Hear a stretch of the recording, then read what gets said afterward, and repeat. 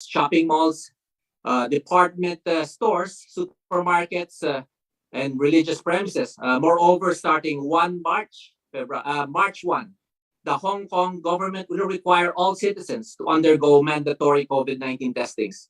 So that's a great relief for everyone. On the part of the consulate, we have issued the relevant advisories to guide the Filipino community regarding the official protocol as provided by the Hong Kong government that everyone must follow if tested positive for COVID-19. We will continue collaborating with the Hong Kong government and NGO partners to extend effective and timely assistance needed by our kababayans. To protect the Filipino community from COVID-19, Philippine Consulate General in Hong Kong has been constantly reminding our kababayans to get vaccinated, for them to follow social distancing measures and observe health protocols. Once again, the Consulate General is ever vigilant and stands ready to render necessary assistance to Filipinos affected by COVID-19 as we rally them to be united with Hong Kong in order to defeat the virus. Maraming salamat po.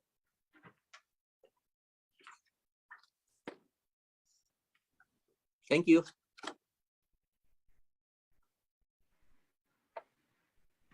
Thank you, Conjen. And now we invite Asset Paul to give his updates on the evacuation.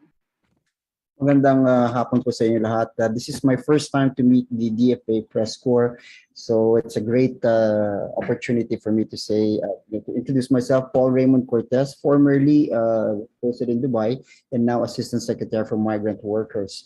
As you know, the DFA has been relentless in its campaign to assist our kababayans, our overseas Filipinos who have requested the government to bring them home amid the pandemic, amid an environment that has seen them lose their jobs or at least have their jobs being cut short.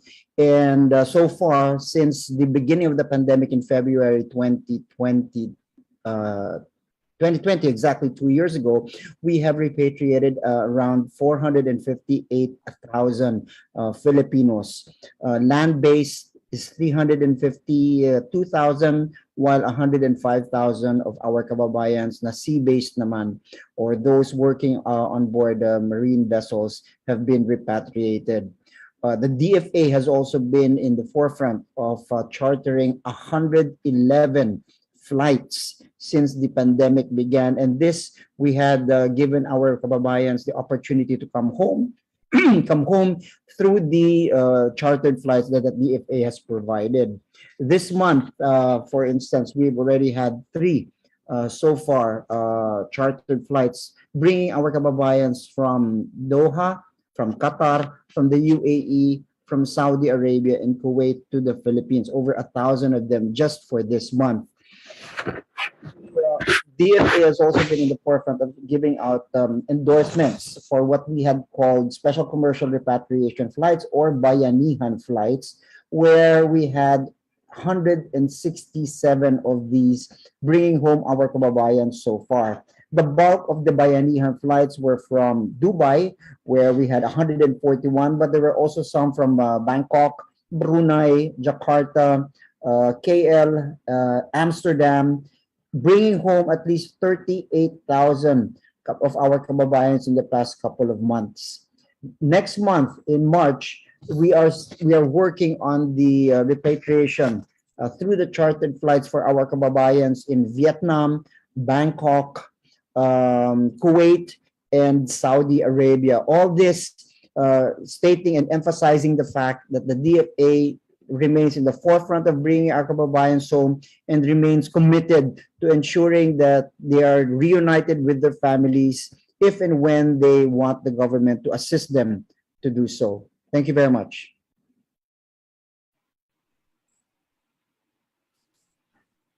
Thank you very much, Asek Paul. And thank you as well earlier for Yusek's comments, and thank you, Conjen. So now we will go straight ahead to our Q&A, and our first question.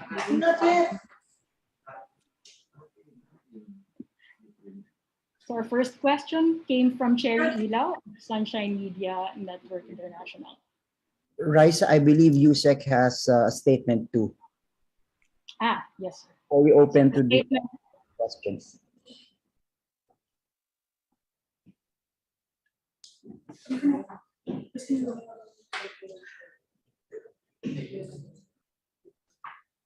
is our statement on Ukraine repatriation. The Department of Foreign Affairs accounts some 181 Filipino nationals in Ukraine, the great majority of whom are in Kiev. Our embassy in Warsaw placed great efforts in counting and accounting for every kababayan. Aside from the regularly weekly meetings with our Filipino community in Ukraine, the DFA through our embassy in Warsaw sent a team on the ground in Lviv last February 17, 2022. From Lviv in the west and Kiev right at the heart of Ukraine to the Philippine Honorary Consulate General, the DFA is managing the repatriation of our nationals. 6 of our kababayans arrived last February 18. As we speak, 4 who arranged for voluntary repatriation are to depart today, February 24, 2022, from Kiev if circumstances allow.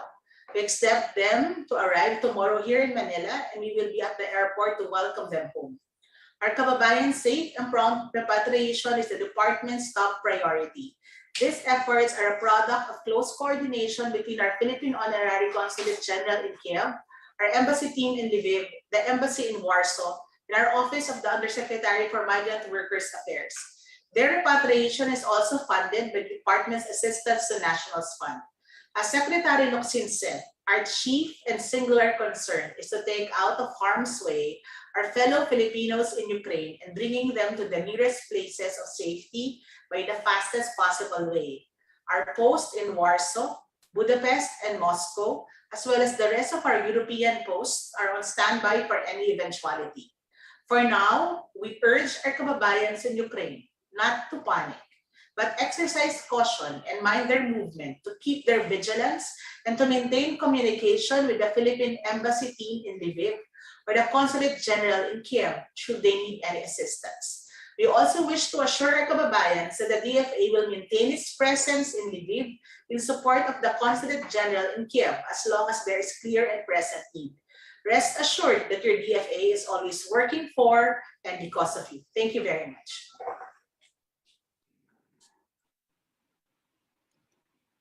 So thank you again, Yusuf, for that statement on the situation and our efforts to secure our kababayan in Ukraine. And our first question came from Cherry Ilaw of Sunshine Media Network International, sent through Viber. Ilan po ba sa mga OFW sa Hong Kong ang na-terminate ng kanilang mga employer dahil sa COVID-19? At totoo po ba na kung saan-saan lugar sila sa Hong Kong nagstay? And then she has a second question. Kung meron man na tinanggal ng kanilang employer, ano pong aksyon ang ginawa ng pamahalaan, lalo na po labag sa batas ang pag-terminate dahil sa sakit? Okay. Thank you for that question. Sa beginning po ng pandemya ng Omicron, marami po kasing mga kababayan natin ang napabalita na pinababa ng kanilang mga employer, no. Totoo po 'yun, meron po mga nung una about 3 to 5, but I believe right now umakyat na po sa mga around 10 employers yung nagbalak po, no, at gumawa ng pagpapababa ng kanilang mga empleyado. Sa aming pagtingin, ito po ay mali sapagkat ayon sa employment ordinance ng Hong Kong, ito po ay isang illegal dismissal na tinuturing. So ito po ay isang bagay na labag sa batas at ayon nga po sa employment ordinance, kung ang isang manggagawa ay may sakit, hindi po nila maaaring i-terminate ito. Maaari po silang patawan ng parusa, no, na up to 100,000 Hong Kong dollars fine. At yun naman po ay isang hakbangin na maaari natin gawin later. Ngunit ang atin pong mission ngayon ay ang pagpapagaling sa kanila at madala sila sa mga ospital. Sa ngayon po, yung mga kababayan natin na pinababa ay lahat po ayun ay nakuha na po natin. Nabigyan na po natin na sila ng karamtang lunas, yung kanilang karamdaman, ay bigay po natin sila ng mga tulong like food and medical attention. Nadala na rin po sila sa isolation centers. At ang masasabi ko lang po, ang ginawa po ng mga employers na gano'n, na nagpababa ng empleyado habang sila ay may sakit, ay isa pong napakalaking bagay po at ito po ay ating tutugunan. Ngunit as I've said, we need to make sure that our kababayans who are sick need to recuperate first, and then we will ask them and investigate as to the circumstances of their termination. At yun po, after that, we will proceed. If we need to file charges, then we will do so. And of course, we also issued warnings to the employment agencies as well, of course, a general warning to all employers not to do a similar act in the future, and because they will face charges definitely if it so merits. Thank you. Thank you, Conjen. We also have a question from Joyce Rocamora of PNA. As of now, repatriations are voluntary with the latest developments in Ukraine. Are we going to launch a mandatory evacuation for our Filipinos there? What alert level is Ukraine in right now? And she also has a follow-up to Ms. Cherry's question to Conjen. Ilang employers na lang po ang hahabulin ng consulate since may pinabalik naman na sa trabaho? Anong kaso po ang i-file natin?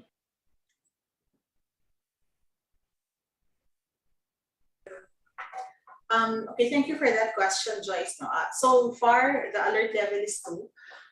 It's the Secretary of Foreign Affairs who can only raise the alert level.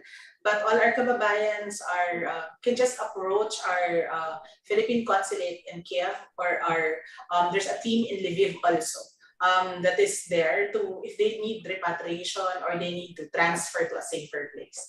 We stand ready to assist. Everyone, even us here in Manila, are on standby to assist our kababayans. Thank you. Thank you, ma'am. Conjen, sa tanong Yes, about the succeeding actions that we will be taking. As I've said, we are still in the investigation phase, and it's Polo Hong Kong, our labor office here in Hong Kong, has been tasked to investigate. In the initial phase of this investigation, I believe we already identified 3 to 5 employers that need further investigation, because majority kasi yung sinabi ko mga 10 before, majority of that nakabalik naman at nakausap natin yung employers. Some of them were just taken by surprise and were fearful of the virus, so they're probably regretful and did not intend to do so. Napag-usapan natin at they're willing to take back naman yung mga empleyado na, so that's a good development. Ngunit yung iba talagang pinababa na, therefore Hong Kong Polo will have to follow through with this, and ito'y ating ipa-follow up pa po. Thank you, Conjen. There was an earlier question from AFP by Cecil Morelia. Hi po, these 458,000 repatriated since February 2020, did they all lose their jobs? Yeah, thank you. Of these 458,000, many of them have actually lost their jobs. Some were on furlough, some medyo pinag-leave ng kanilang mga companies. And some are also detainees na undocumented, or some from the prison facilities na pinauuwi ng mga host government natin after serving the sentences of which crimes they had committed or kung ano man. So meron din naman tayo mga kaso na napauwi na yung mga kababayan natin, but at the same time, since nagbubukas at nagre-rehire yung ibang mga company, kinukuha naman sila lahat. Not all of them, but there are quite a number of them who have gone home and then rehired by their companies. What's certain is pagka humingi ang mga kababayan natin ng tulong ng pag-uwi, maybe because they had lost either because they had lost their jobs or kulang na lang yung kanilang pang araw-araw dun sa abroad, then they can easily approach the embassy or the consulate general or go through the OFW help channel, FB channel ng DFA to request for assistance. Of course, tutulungan pa rin ng gobyerno yan, and the DFA, as I said, has been relentless in making known to our kababayans that if they need help, all they need to do is reach out to us and we'll be there to assist them. Thank you very much, Asset. a follow-up question from Maricel Halili of TV5. Will these, about Hong Kong naman po, will these employers be blacklisted from hiring Filipino workers, sir? Yeah, definitely. That's the first step that we will do if they're proven to be guilty of illegally terminating their employees. Then that's the first step. But more than that, they are liable for violating the employment ordinance of Hong Kong, and for sure, in cooperation with the Labor Department of Hong Kong and our consulate here, we will coordinate with them and make sure that they face charges and be responsible for what they've done. Thank you, sir. And still on Hong Kong po, from Karen Lima of Reuters. Any details on what DFA knows about helpers who tested positive being left homeless? Do you have a number of such cases? And is DFA getting abandoned helpers back to the Philippines? Some of these one nasagot na, but maybe you have other things to add. Thank you, sir. Yes. Regarding doon sa what do you call that? Yung ang question was that those who are homeless, there are various reasons why they ended up without any a place to stay. Some of them were summarily terminated by their employers. Some of them were on their way to the airport because they already finished their contracts, and some are just waiting for their visas as well and staying in dormitories. The recurring theme is that when they tested positive, either the dorm mates would not want them back, so they were thrown out in the streets, as you can say. And some of them were nakalungkot because kababayan natin yung mga ibang dormmates sila, pero hindi pa nila napagbigyan yung kanilang ka-dormmates because of probably fear of contracting the virus. And then yung mga employers naman natatakot nung una, about 3 to 5 yon in the beginning, but we were able to take them in, and then isa pang bagay is that there was a long line in the hospital. Hong Kong was just simply overwhelmed by the number of cases that they had to attend to, and the line was so long. It included all Hong Kong citizens, kasama lang tayo, but it didn't mean that we were napabayaan or we were discriminated. No, not at all. We believe that it's just a capacity issue at that time, and then some were, as you've seen before, many patients were waiting outside, outdoors, even old people and women and children. So it was a general chaotic situation last week, but now everything has stabilized. Thank you. Thank you, Conjen. We will proceed first with a question on Ukraine from Tristan of CNN. Sekloxin said on Twitter na Poland agreed na po to allow Filipinos in without EU visa. Please tell us more about this po, and ano pang countries ang kinakausap. Salamat. And he has another question also on Ukraine. Can we get an update on the in-country relocation po? Ilan na ang nadala in other countries or areas po, and saan? Okay. Thank you for that question, Tristan. I was also reading the tweet of Secretary Locsin. I confirm what he said, but that's as far as we can go. We cannot give other details, and we will let the Secretary give the details as to the arrangements with Poland. Actually, there are no people yet who've crossed to other countries. We have just repatriated 6 people last week, and we are hoping that we'll be able to repatriate another 4 tonight if circumstances allow. If our kababayans feel safer to go to Lviv, then we will make arrangements, but anybody who wants repatriation, we will use all available means to be able to bring them home. Thank you. Thank you, Yusef. On question on Hong Kong, I think po, Conjen, again, some of these nasagot niyo na po earlier, but I will still read, and maybe you have po, some other things to add. So while this is not a general sentiment among OFWs in Hong Kong, some Filipino domestic workers who had COVID felt they were discriminated and abandoned, and that some employers are now closely monitoring their usual Sunday off and accusing them of bringing the virus in the workplace. How will the DFA balance such sentiments and in our interest to remain a harmonious relationship with Hong Kong citizens? Thank you. Well, that's probably a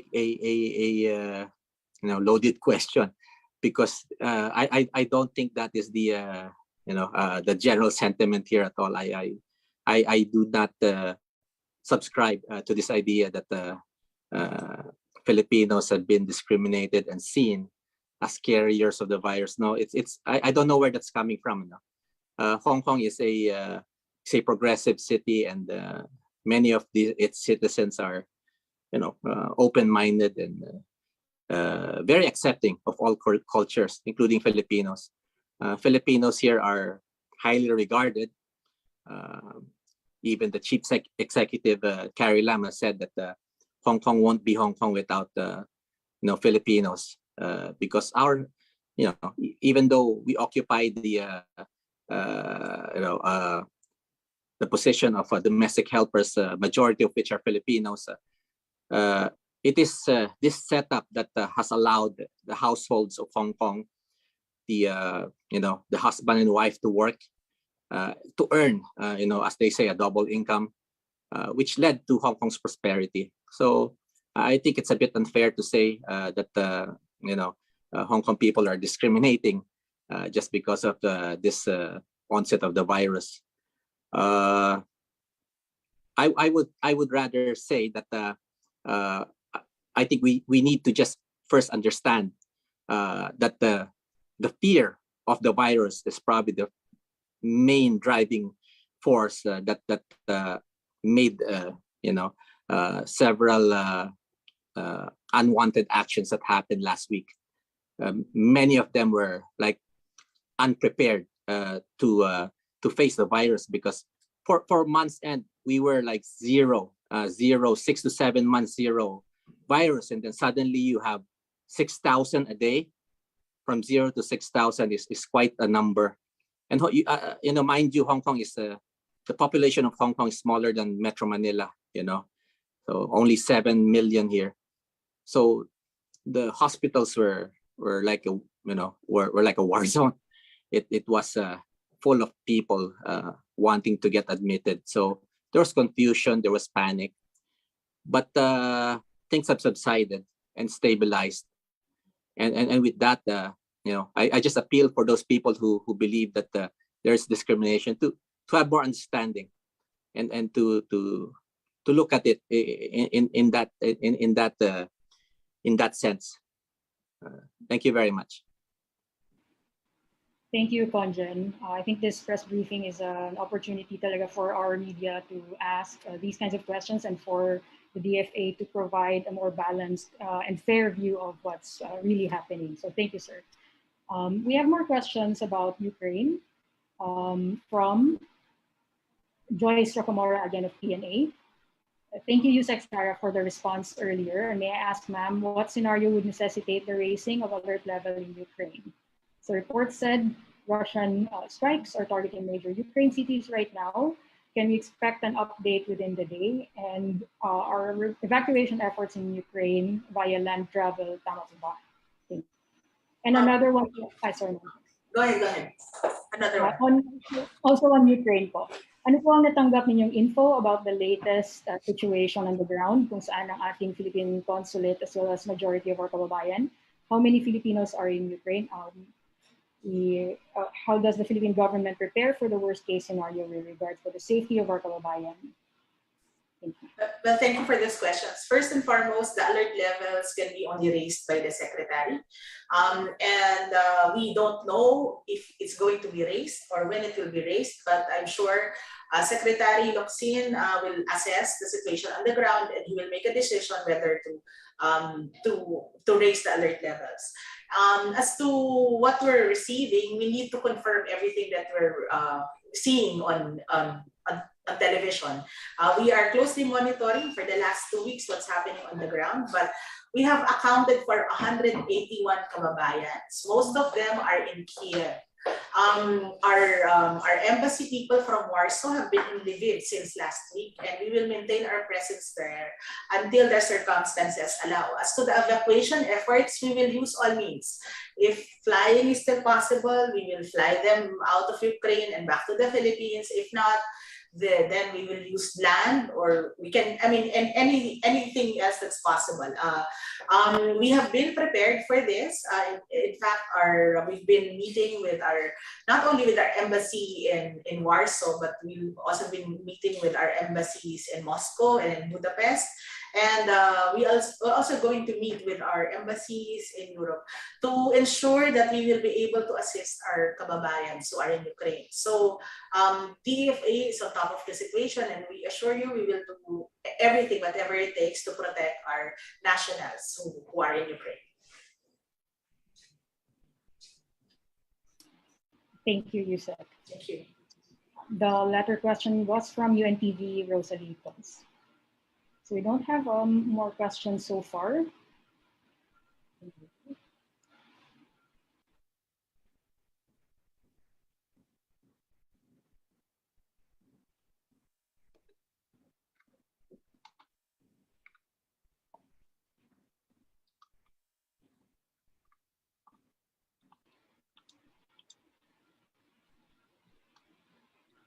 So we have a question, ma'am, from DZBB, Luisito Santos.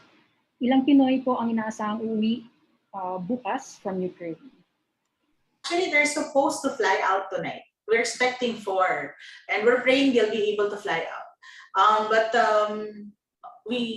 if they will not be able to fly out, then we will explore other means to bring them home. But our only assurance is any Filipino who wants repatriation will be given repatriation, and our post and our honorary consul, they're all ready to assist our kababayans who are in Ukraine.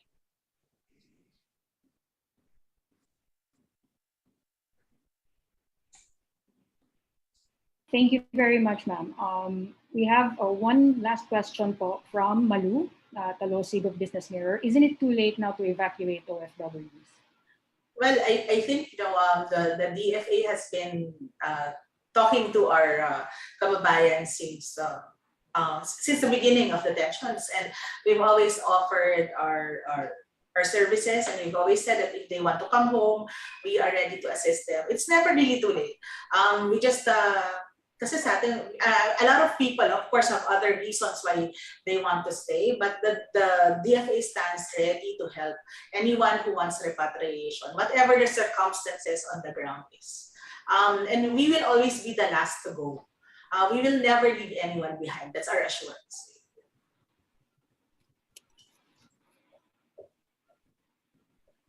Thank you, ma'am. So we still have some questions. And also in Ukraine, do we have an idea of the sentiment and how Filipinos there are doing right now? And this is also answered, but are many wanting to go home? Well, actually, of course, just like, it's not just in Ukraine. Siguro, I'm sure the Congen rally they had, and of course, ASEC Paul Cortez will agree with this, that our Filipinos, especially the ones who are working there or have families there, have to weigh a lot of things before they decide to come home. So those are things that are being at the back of their minds. What the DFA is doing is we're offering ourselves to assist just in case they decide to come home, and give them assistance if they decide to relocate anywhere in Ukraine. But our only assurance is we will stay on the ground so long as there's a Filipino that needs assistance, and we are here for them. And all our posts, not only in Warsaw, in all our posts in Europe are ready to lend a helping hand to assist our Filipinos in Ukraine.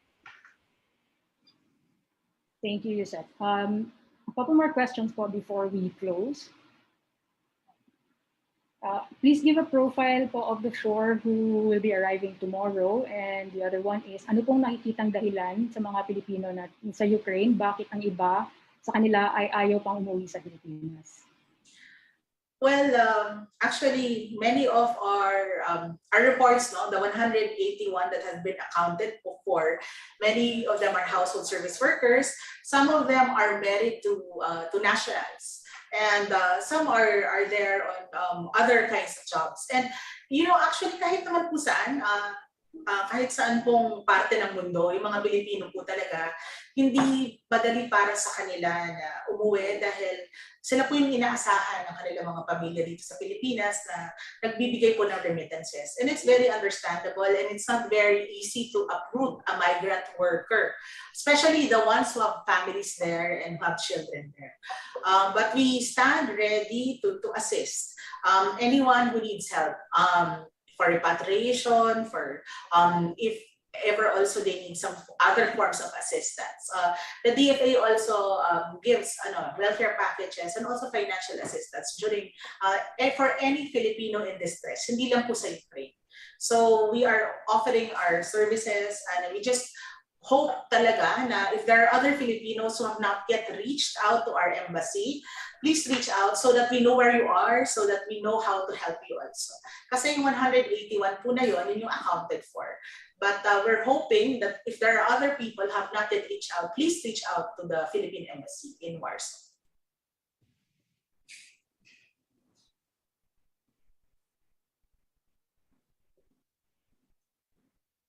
Thank you, ma'am. Question from JP Soriano of GMA.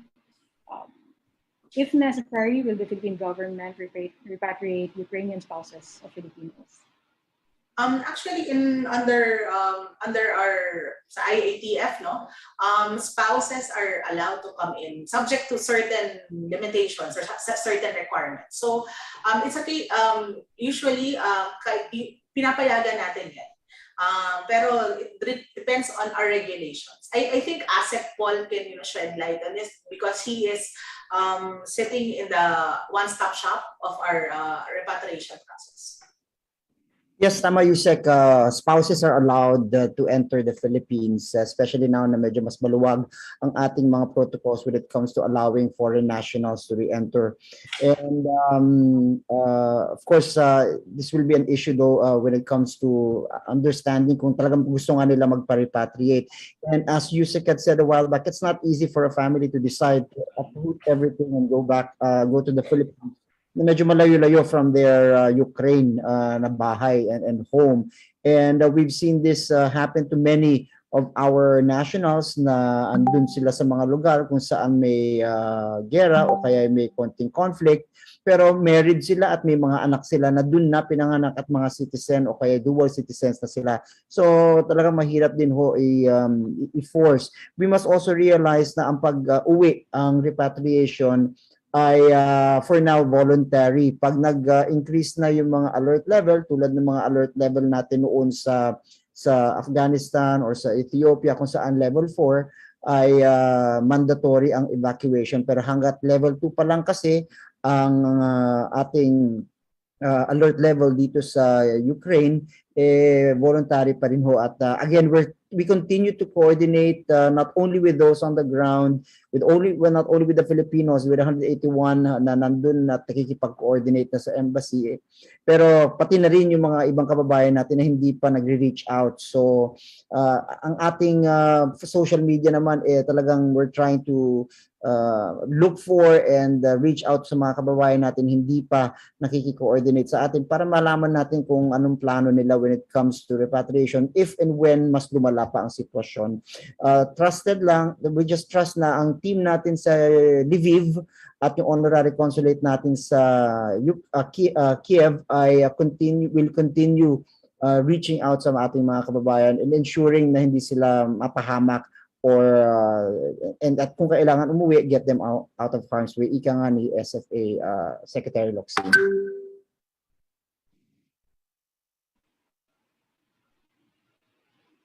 Thank you, Asset Paul. And that concludes our briefing for this afternoon. Big thanks to Yusek Ariola for making this happen, as well as Conjen Rally Tejada and Asset Paul, so that this has been an opportunity to inform not just our journalists, but of course for everyone watching on Facebook on for giving them a fair and really balanced view on what's happening on the ground. And We are very grateful as well to all the DFA Press Corps members who have joined us this afternoon. As always, all the questions that you have, if you have follow-up questions, pwede pong isend sa OPCD at sa DFA Press Corps group chat. And the UMBO team is also very, very responsive regarding your queries. The statement about the situation and the video will be released after this. Thank you. Thank you. Salamat. Thank you. Stay safe. Research.